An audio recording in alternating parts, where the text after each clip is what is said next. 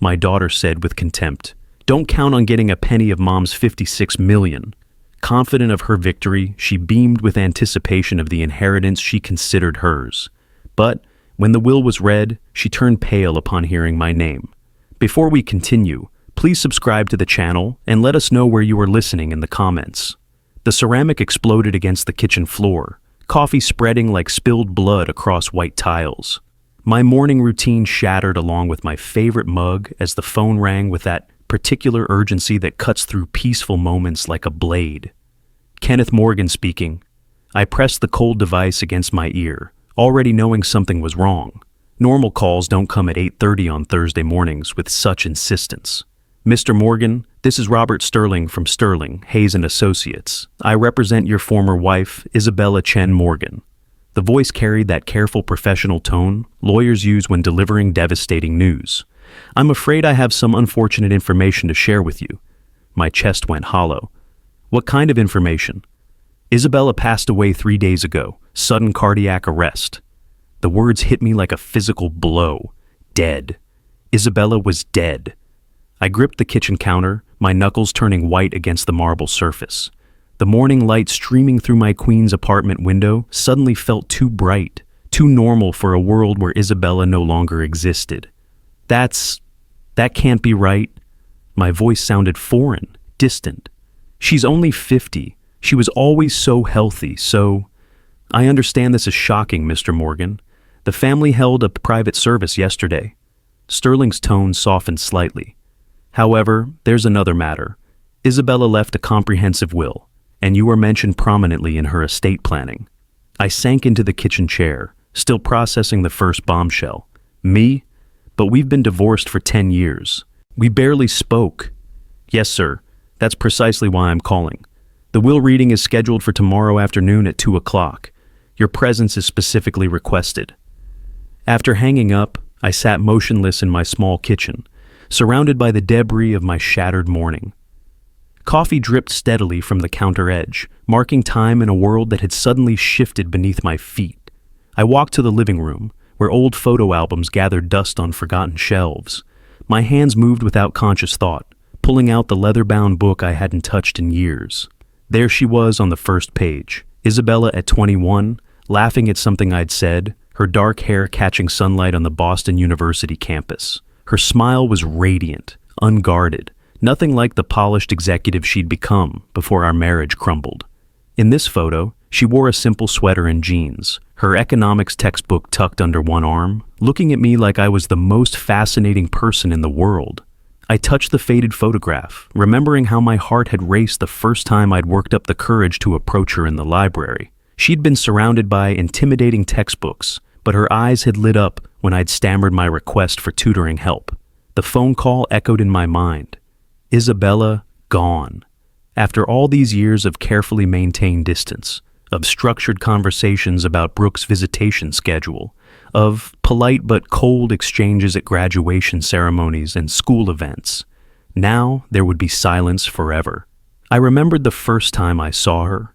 The economics section of Boston University's library had always intimidated me, with its towering shelves of complex theories I couldn't grasp. But there she sat, perfectly at ease among the academic chaos, highlighter moving across pages with confident strokes. Isabella Chen had a reputation among our class, brilliant, ambitious, and completely out of my league. Her professors called on her constantly, knowing she'd have thoughtful answers. Other students borrowed her notes. She carried herself with a quiet confidence that made my business administration major feel pedestrian. "Excuse me," I'd managed, clutching my failing midterm exam like evidence of my incompetence. "Could you help me understand supply and demand curves? I'm completely lost." She'd looked up from her textbook, and I'd nearly lost my nerve entirely. Her eyes were warm brown, intelligent and kind. A smile tugged at the corner of her mouth. "Supply and demand?"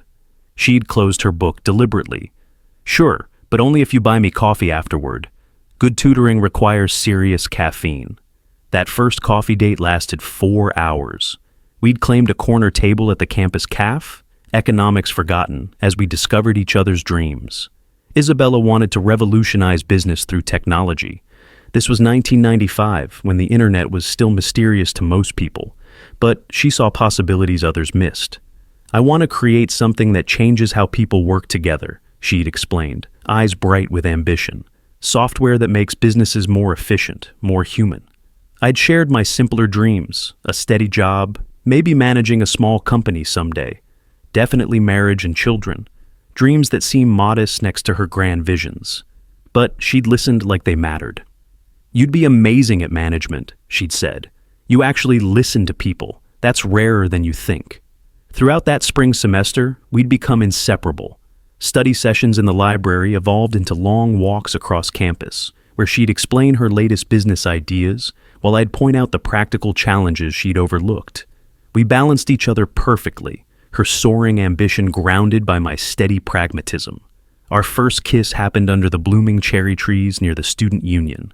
She'd been describing her internship interview when I'd stopped listening entirely, lost in the way afternoon light caught in her hair. "Are you even paying attention to me?" She'd laughed. "Always," I'd whispered, and then somehow we were kissing, soft and tentative at first, then deeper as months of building attraction finally found expression. By senior year, we were planning our future together. Isabella's startup ideas had evolved into concrete business plans, complete with market research and financial projections. She'd work on launching her company while I'd provide stability through traditional employment. "We'll be a team," she'd said one evening, as we'd walked hand in hand through Boston Common. "Your practical mind keeps my crazy ideas grounded. My ambition pushes you toward bigger dreams." Graduation day arrived warm and bright. As we'd posed for photos in our caps and gowns, I'd known with absolute certainty that this woman was my future. That evening, in the same cafe, where we'd had our first coffee, I'd dropped to one knee with my grandmother's simple gold ring. "Isabella Chen, you've made me braver, smarter, and happier than I ever thought possible." My voice had shaken with nervous energy. "Will you marry me?" Her yes had been immediate, joyful, accompanied by tears that made her eyes shine even brighter. We'd married 6 months later in a small ceremony at her parents' house, surrounded by family and close friends. Simple vows, simple reception, simple dreams of building something beautiful together. We thought we had it all figured out. Our first home was a modest 2-story house in Westchester, with a small garden and enough room for the family we planned to build. Isabella had insisted on a corner office for her business planning, while I'd claimed the basement for a workshop, where I could tinker with furniture projects. Those early married months felt magical. We'd wake up together, share coffee while reading different sections of the newspaper, then head off to our respective jobs. Isabella to her marketing position at a tech firm, me to my role as an assistant manager at a regional logistics company. Evenings belonged to us and Isabella's growing business dreams. She'd spread papers across our kitchen table, sketching organizational charts and software flowcharts while I'd cook dinner and offer feedback on her ideas. "What if your efficiency software could integrate with payroll systems?" I'd suggested one autumn evening, stirring pasta sauce while she worked. "Small businesses would love streamlined operations." "Kenneth, that's brilliant!" She'd jumped up to kiss me, then immediately started scribbling new notes. "You always see the practical applications I miss." When Isabella discovered she was pregnant in early 1999, our joy was complete. We'd converted the spare bedroom into a nursery, painting walls soft yellow, since we'd decided to wait for the birth to learn the baby's gender. Isabella had worked right up until her due date, determined to launch her company's beta version before becoming a mother. Brooke arrived on a crisp October morning after 12 hours of labor that left Isabella exhausted but radiant. Our daughter was perfect, tiny fists, dark hair like her mother's, and lungs that announced her presence to the entire maternity ward. "She's going to change the world," Isabella had whispered, cradling our newborn daughter. "Just like her mother," I'd replied, stroking Isabella's sweat-dampened hair. Those first months of parenthood tested us, but also strengthened our partnership. We'd developed a rhythm. I'd handle night feedings so Isabella could rest before long days spent coding her software prototype. She'd take over when I'd return from work, giving me time with Brooke while she'd debug programs. Isabella's business idea had crystallized into something revolutionary for its time: cloud-based project management software that could help small businesses coordinate remote teams. In 1999, working from home was still unusual, but Isabella had foreseen the coming changes. "The internet is going to transform how people work," she'd explained to potential investors during late-night phone calls. Distance won't matter anymore. Talent will be accessible globally. I'd believed in her vision completely. While she'd coded and pitched, I'd managed our household finances, scheduled her meetings, and provided the stable foundation that allowed her creativity to flourish. We'd been a perfect team, her innovation paired with my practical support. Weekend mornings became our sanctuary. Isabella would nurse Brooke in the rocking chair I'd built, sunlight streaming through our bedroom windows, while I'd bring coffee and fresh fruit. We'd plan our future together, the house we'd buy when her company succeeded, vacations we'd take as a family, the second child we wanted. I want Brooke to see that dreams become reality through hard work and partnership, Isabella had said one Sunday morning, our daughter sleeping peacefully in her arms. She'll grow up knowing that anything is possible when people support each other. By Brooke's first birthday, Isabella's company had secured initial funding and hired its first 2 employees. She'd transformed our garage into a proper office space, complete with multiple computer stations and a whiteboard covered in project timelines. "We're really doing this," she'd marveled one evening, showing me their first quarterly revenue report. "It's actually working." I'd held her close, breathing in the familiar scent of her shampoo, feeling proud and grateful for the life we'd built together. Isabella was achieving her ambitious dreams while remaining a devoted mother and wife. I was contributing through my steady income and unwavering support. Brooke was healthy and happy, growing up surrounded by love and possibility. We had no idea what was coming. 8 years later, everything we'd built began crumbling around us. The morning news droned about market collapse and bank failures, while Isabella stared at her laptop screen, coffee growing cold in her trembling hands. 70% of our clients just canceled their contracts, she whispered, not looking up from the devastating email chain. The funding we were counting on, it's gone. The 2008 financial crisis hit our family like a sledgehammer. Isabella's company, which had grown into a thriving operation with 12 employees, suddenly faced bankruptcy. Overnight, our comfortable middle-class life became a desperate scramble for survival. I took a second job in construction, leaving before dawn and returning after midnight, my body aching from 12-hour days of manual labor. The executive position I'd held for 6 years disappeared in budget cuts, forcing me to accept whatever work I could find: restaurant kitchen prep, weekend warehouse shifts, anything that paid cash. Isabella stopped coming home for dinner. Her office became her refuge, a place where she could pretend that working 20-hour days might somehow save the company she'd poured her soul into building. When I'd bring her sandwiches, I'd find her surrounded by empty energy drink cans and crumpled papers, her eyes red-rimmed from staring at computer screens. "You need to eat something," I'd plead, setting food beside her keyboard. "I can't stop now," she'd snap without looking at me. "Every minute I'm not working, we're losing money we can't afford to lose." Our 9-year-old daughter Brooke began staying with neighbors after school because neither of us was home anymore. The babysitter we'd hired became more parent than we were, helping with homework, making dinner, tucking Brooke into bed while we fought financial fires. One rare evening when we all sat together at the kitchen table, the tension exploded over something trivial, Brooke asking why we never went to movies anymore. "Because movies cost money we don't have." Isabella slammed her fork down so hard the plates jumped. "Everything costs money. Do you understand that Daddy and I are working ourselves to death just to keep this house?" Brooke's eyes filled with tears. She was too young to understand economic collapse, but old enough to feel her parents' desperation.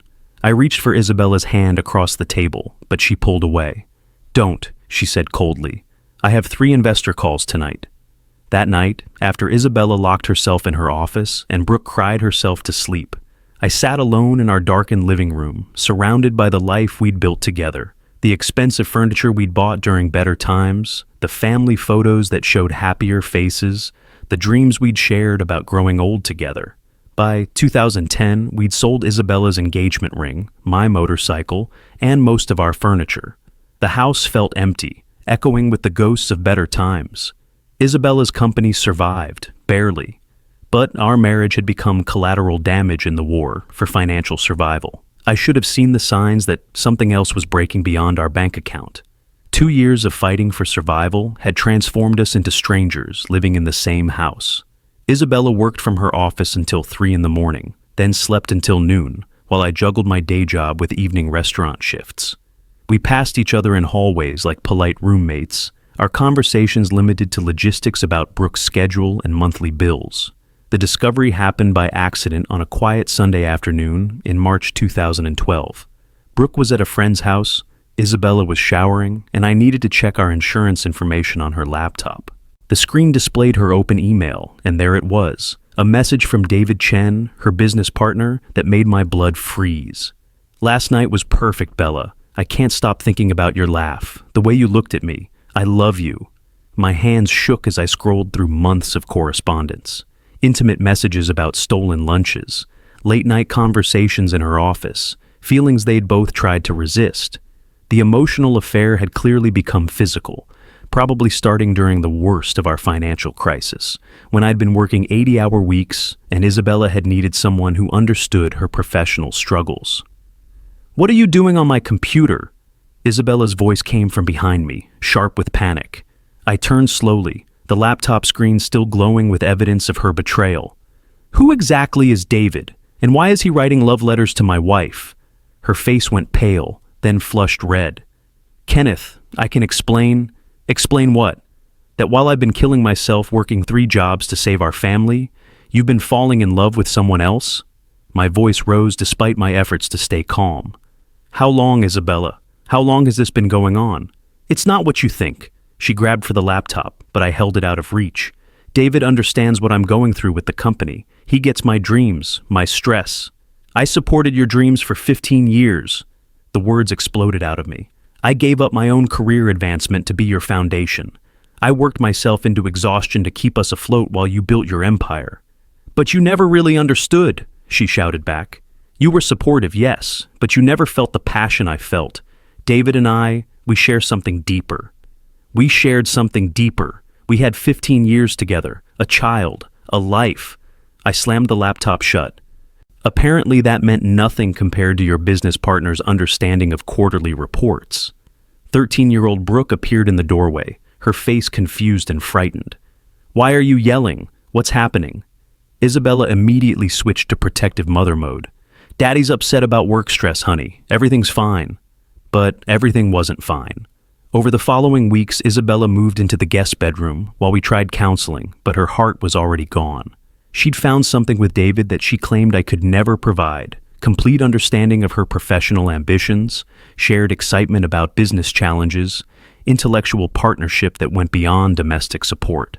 The divorce proceedings dragged through 2013 and 2014. Isabella got primary custody of Brooke, keeping our Westchester house and her recovered company. I moved to a small apartment in Queens, visiting my daughter every other weekend under court-supervised arrangements that felt like prison visits. Brooke blamed me entirely for the family's destruction. In her teenage logic, I was the one who left, therefore, I was the abandoner. Isabella never contradicted this narrative, perhaps finding it easier than explaining adult complexities about emotional infidelity and irreconcilable differences. The last day I spent in the house we'd shared, I packed my clothes and a few personal items while Isabella worked in her office, and Brooke stayed at a friend's house to avoid the awkwardness. Rain drummed against the windows as I loaded cardboard boxes into my car, each one containing pieces of a life I'd never get back. Looking back at the house in my rearview mirror, I knew I was losing more than a marriage. I was losing my identity as a husband and father, my place in a family structure that had defined me for nearly 2 decades. I never saw them again until today. The rain at Greenwood Cemetery fell steadily, turning the elegant memorial service into something from a film noir. I stood at the chapel's edge, water dripping from my cheap umbrella, watching mourners in expensive black coats gather around Isabella's casket. 10 years had passed since I'd last seen my daughter, and now Brooke stood near the front of the chapel like a stranger. She'd grown into Isabella's vision of success.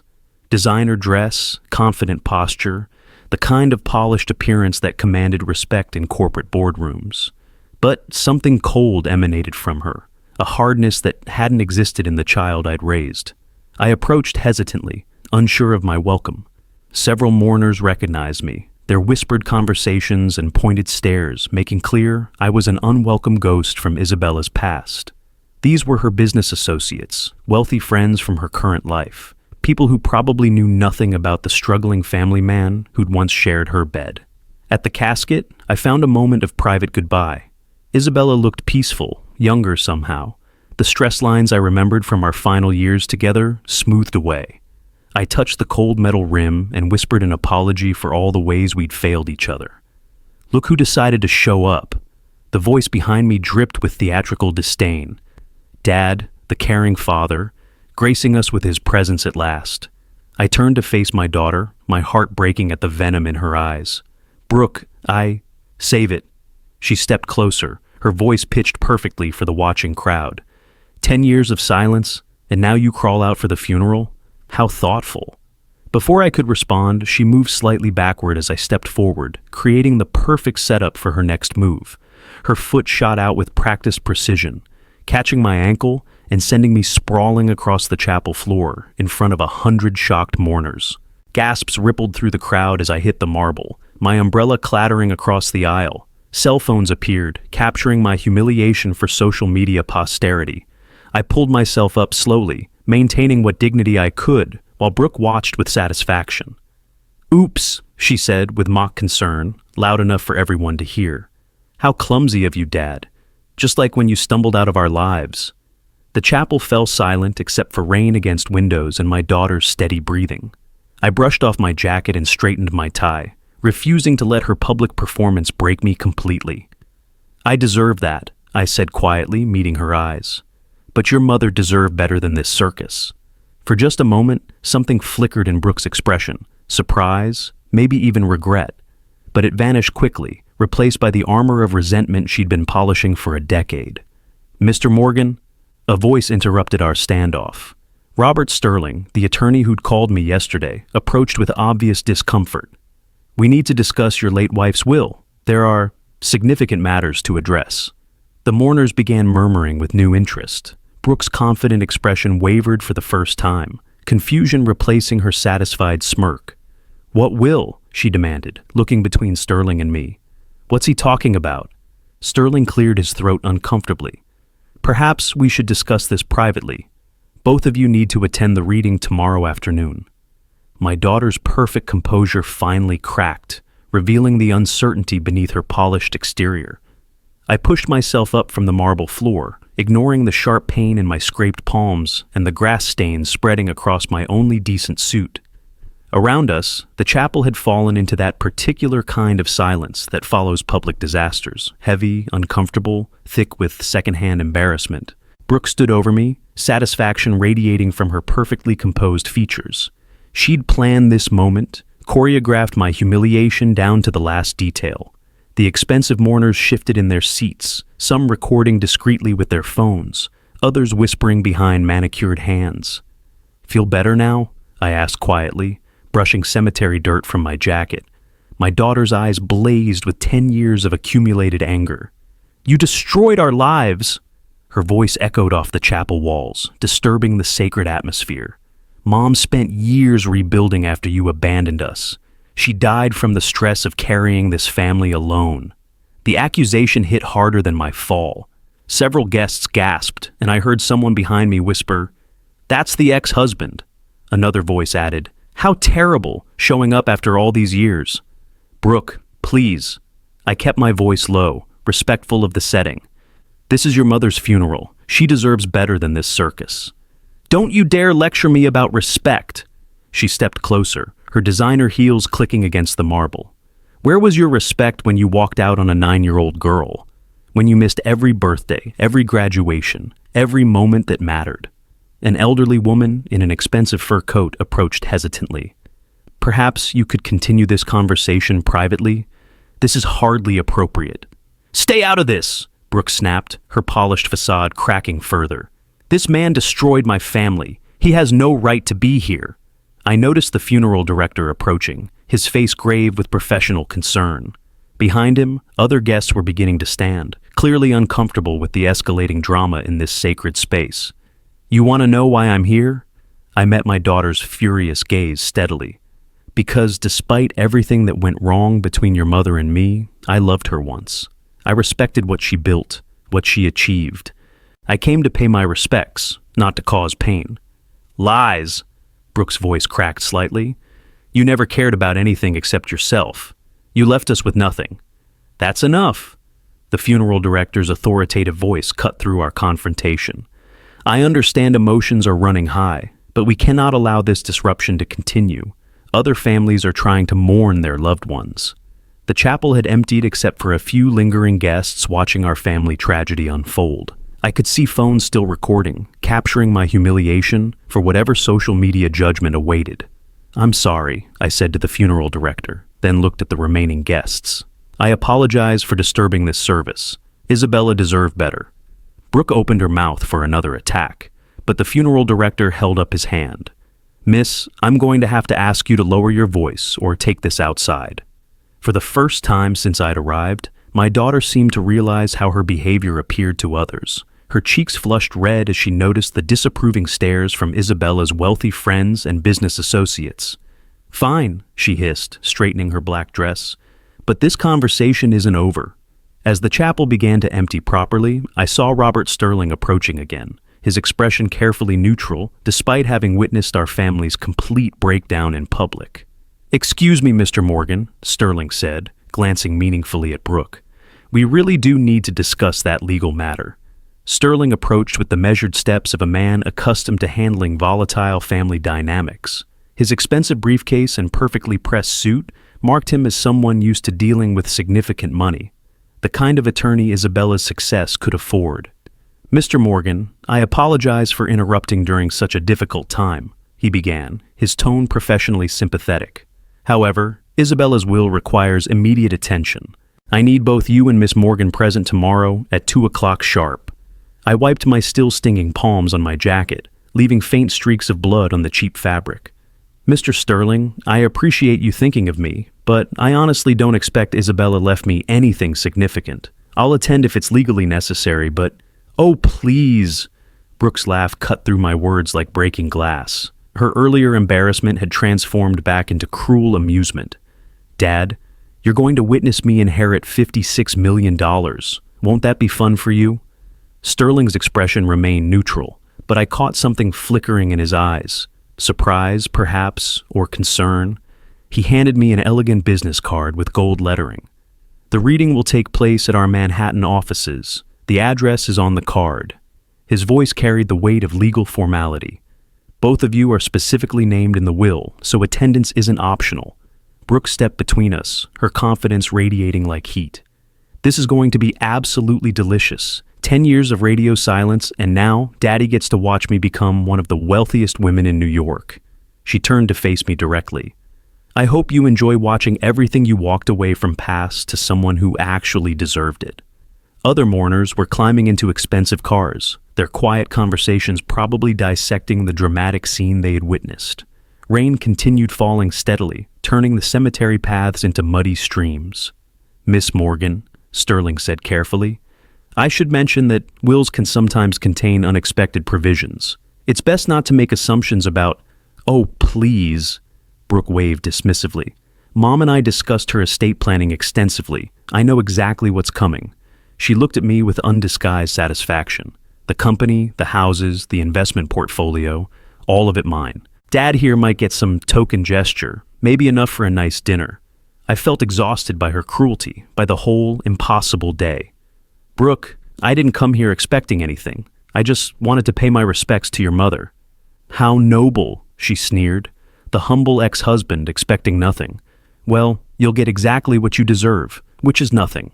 Sterling cleared his throat uncomfortably.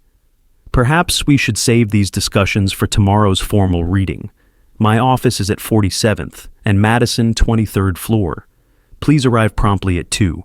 As he walked away, Brooke turned to me one final time. I almost feel sorry for you, Dad. Tomorrow's going to be humiliating in a completely different way. But hey, at least you'll finally understand exactly how much Mom valued your contribution to our family. She clicked away toward a waiting black sedan, leaving me standing alone in the cemetery rain, holding a business card that felt heavier than it should. The next afternoon would bring answers I wasn't sure I wanted to hear. Sterling's Manhattan law office occupied an entire floor of a gleaming midtown tower. Its mahogany-paneled conference room, designed to intimidate and impress. Floor-to-ceiling windows offered commanding views of the city Isabella had conquered, while expensive artwork lined walls that probably cost more than my annual salary. I arrived precisely at 2, wearing my best shirt and the tie I'd bought for Brooke's high school graduation, the last family event I'd attended. Brooke swept in 5 minutes later, commanding attention in a designer black suit that probably cost more than my monthly rent. "Punctual as always, Dad," she said without warmth, settling into the leather chair across from me. "Ready for your consolation prize?" Sterling entered carrying a thick legal folder, his expression unreadable. "Thank you both for coming. Isabella's will is comprehensive, so please hold questions until I've finished reading." He opened the document with ceremony befitting its importance. The last will and testament of Isabella Chen Morgan, dated March 15, 2025. The legal preamble seemed endless. Declarations of sound mind, revocation of previous wills, appointment of executors. Brooke drummed manicured fingers impatiently against the mahogany table, clearly eager to hear her inheritance announced.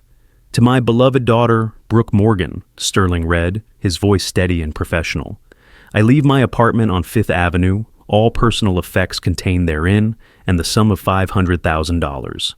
The drumming stopped. Brooke's confident expression flickered. "Wait, that's it? What about the company, the investment portfolio, the rest of the estate?" Sterling continued reading, without acknowledging her interruption.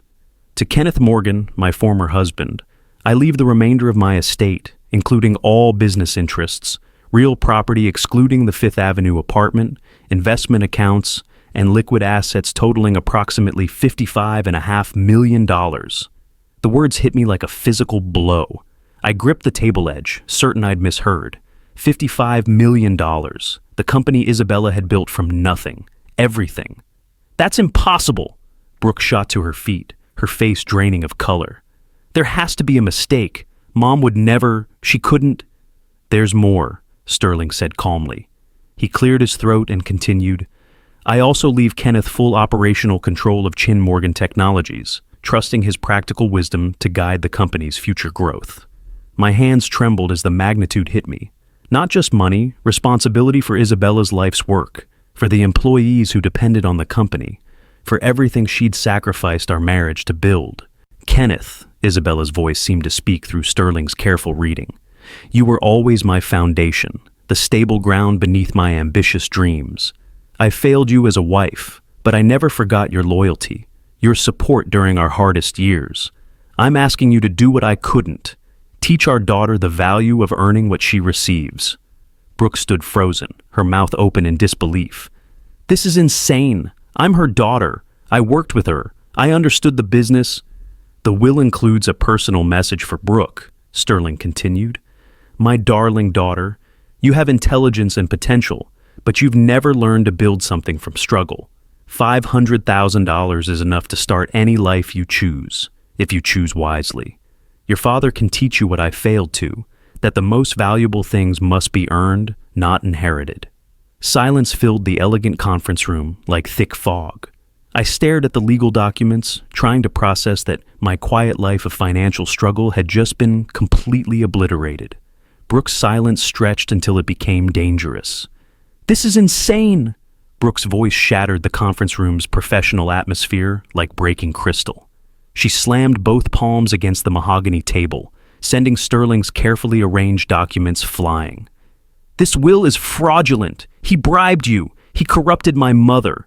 I sat frozen, still processing the impossible reality. $55 million. Isabella's company. Everything she'd built during the years we'd been apart, now somehow mine. The numbers felt abstract, meaningless, like someone else's lottery ticket accidentally handed to me. "Miss Morgan, I understand this is shocking," Sterling replied with practiced calm, gathering scattered papers. "However, this will was prepared with multiple witnesses, notarized documentation, and video testimony from your mother. The security protocols make fraud impossible."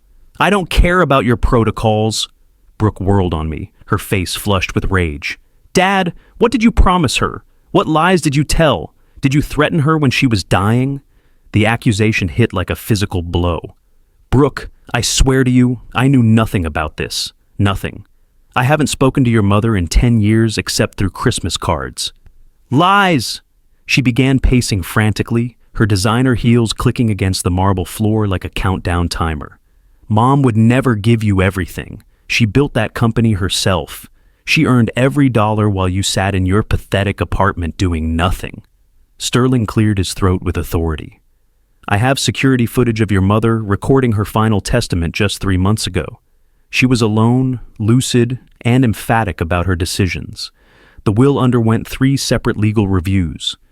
Then she was coerced, blackmailed, someone got to her. Brooks' professional composure had completely evaporated, revealing the spoiled child beneath the corporate facade. This is my inheritance, my company, my money. I found my voice, though it felt foreign in my throat. Brooke, if this is legitimate, and apparently it is, then your mother had reasons. She left you a personal message explaining.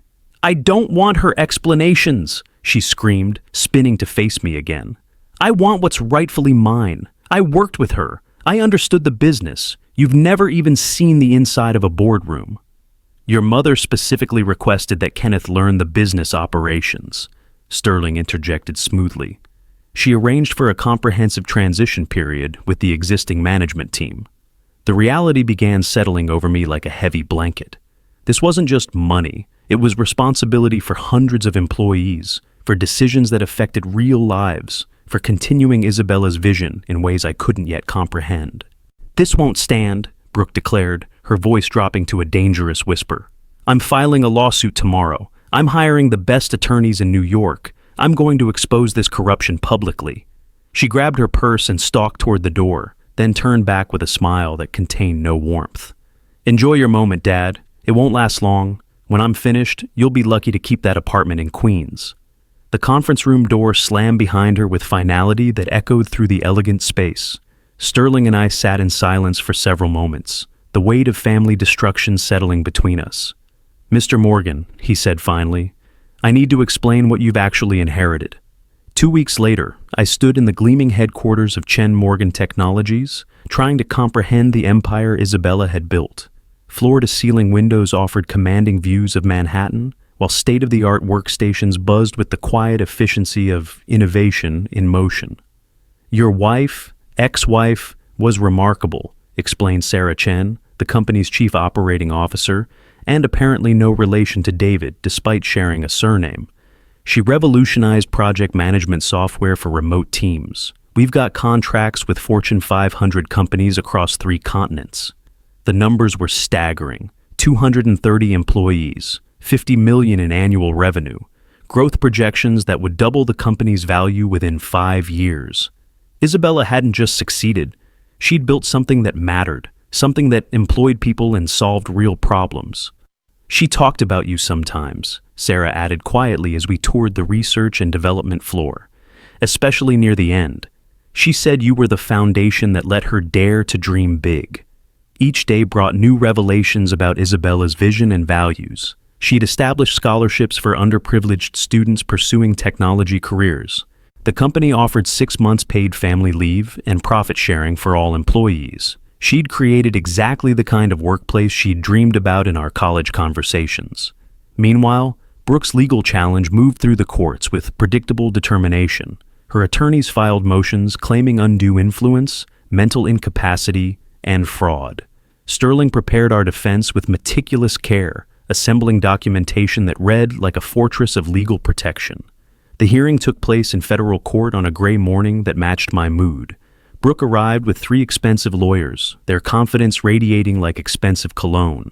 She'd clearly spent significant money on this challenge, probably most of her inheritance.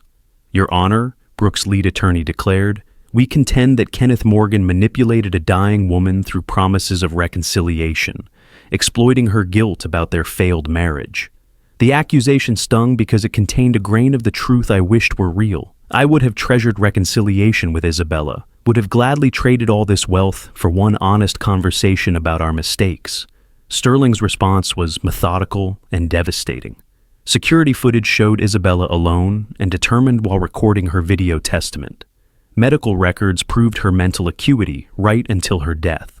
Financial records demonstrated that she'd been planning this distribution for over a year.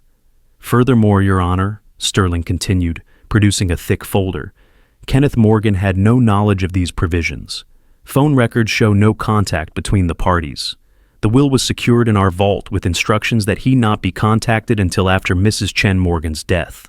The judge, a stern woman in her 60s, reviewed the evidence with careful attention.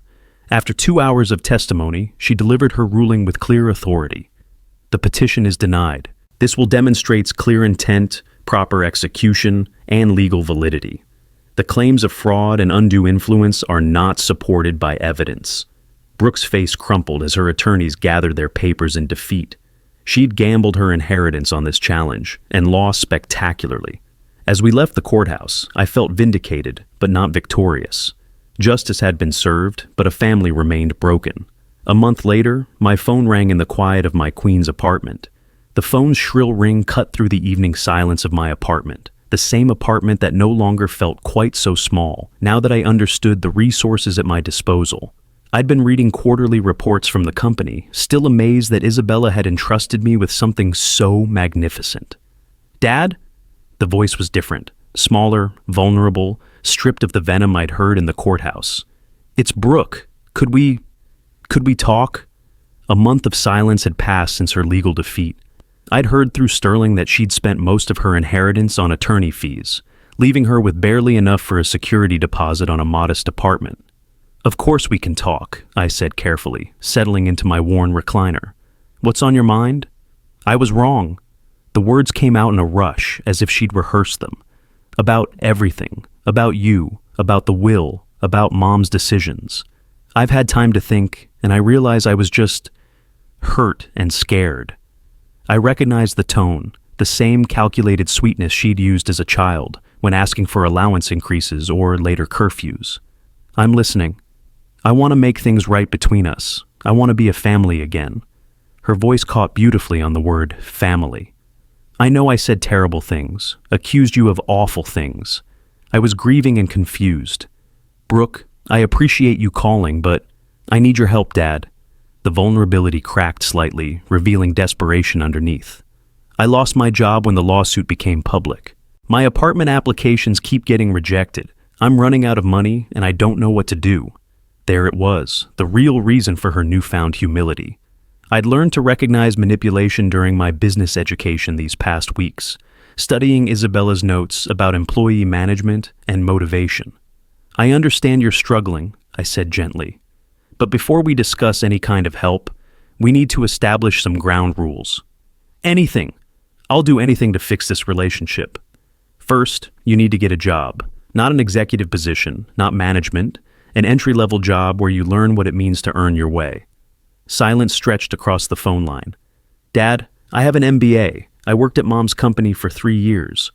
Working for your mother isn't the same as building something yourself. Isabella wanted you to learn responsibility, and that starts with earning your own way. But I could help you run the company. I know the systems, the clients, eventually, perhaps. But first, you prove you can succeed without family money or connections. You find work, you pay your own rent, you build your own life." "That's not fair!" The mask slipped, revealing familiar anger. "I shouldn't have to start over like some college graduate. Your mother started over many times. She worked restaurant jobs to pay for college. She took out loans for her first business attempt. She earned everything she achieved. This is punishment, isn't it? You're enjoying this." "No, Brooke. This is education. The same education Isabella tried to give you, but you were too privileged to receive it." I paused, letting the words sink in. "If you want a relationship with me, it begins with you proving you can stand on your own feet. And if I do this, if I get some menial job and struggle to pay rent, then what? Then we talk again. We build trust slowly. We see if you can become the woman your mother believed you could be." Another long silence. When she spoke again, the manipulation was gone, replaced by something that might have been genuine desperation. "I don't know how to do this. I've never been without money, without connections, without someone taking care of me." "Then it's time you learned. Your mother left you enough for a fresh start. Use it wisely." "Dad, do you think she'd be proud of me if I did this?" For the first time in our conversation, I heard the lost child beneath the entitled adult. "I think she'd be proud of you for trying. That's all she ever wanted, for you to try building something yourself." After hanging up, I sat in my small apartment, no longer the same man who'd received that devastating phone call about Isabella's death just 2 months ago. I now controlled more wealth than I'd ever imagined, but more importantly, I understood the responsibility that came with it. Isabella had given me the tools to complete our daughter's education, not in business or technology, but in character. Whether Brooke chose to learn remained entirely up to her. The phone sat silent beside me, and for the first time in years, I felt truly at peace with the future. If you like this story, please like this video, subscribe to the channel, and share your impressions of this story in the comments. To listen to the next story, click on the box on the left. Thank you for watching.